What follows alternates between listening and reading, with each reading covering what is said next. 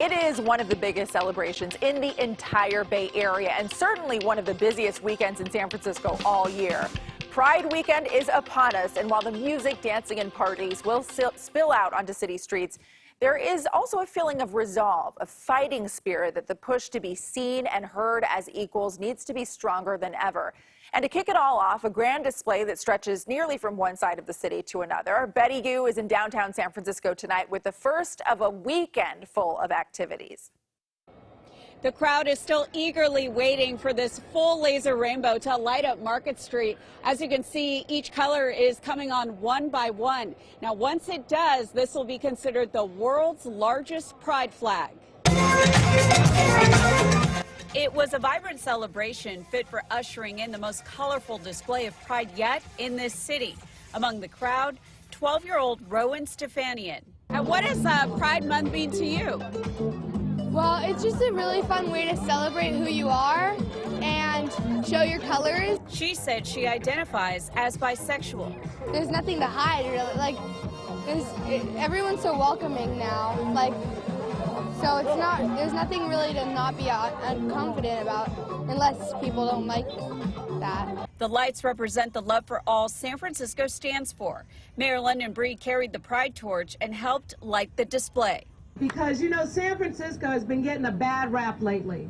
But for those of you who live here, those of you who walk the streets of San Francisco, you can tell another story. You can talk about the story of San Francisco based on your own experience, based on love, based on acceptance, based on bringing people together. Dozens came together for the public lighting.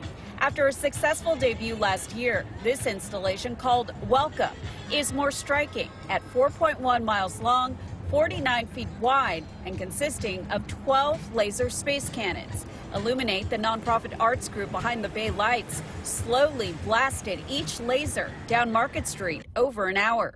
Our hearts go out to all LGBTQ plus people across the country. It's awful that they're being persecuted and books are being banned. We hope that we can show a beacon of welcome and celebration here in San Francisco. Speaker Emerita Nancy Pelosi said just before she left D.C., she was at an event sadly observing the one-year anniversary of the overturning of Roe v. Wade.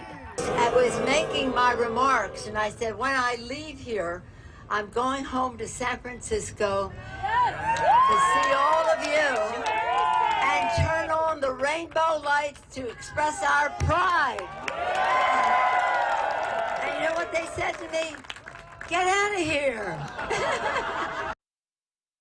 So that lighting event was not without controversy. An artist is adamant that the nonprofit that put on the display stole her work, as we first reported yesterday evening. The Illuminate's welcome display for San Francisco Pride last year, side by side here, with an image of Global Rainbow by artist Yvette Mattern. Mattern says she's been displaying Global Rainbow all over the world for 14 years and says she has a copyright for it. Now, Mattern was hoping that Illuminate would pull the plug on tonight's light installation, which, as you saw, did not happen, or she was hoping they might credit her directly. She said she was too upset to watch tonight's presentation. The thing that hurts me even more is the irony that lovely Nancy Pelosi, who I adore, and the fact that I premiered my first Global Rainbow for Barack Obama's inauguration, is going to introduce this work. And it's just beyond me. I just won't accept it. But Illuminate was adamant they did nothing wrong.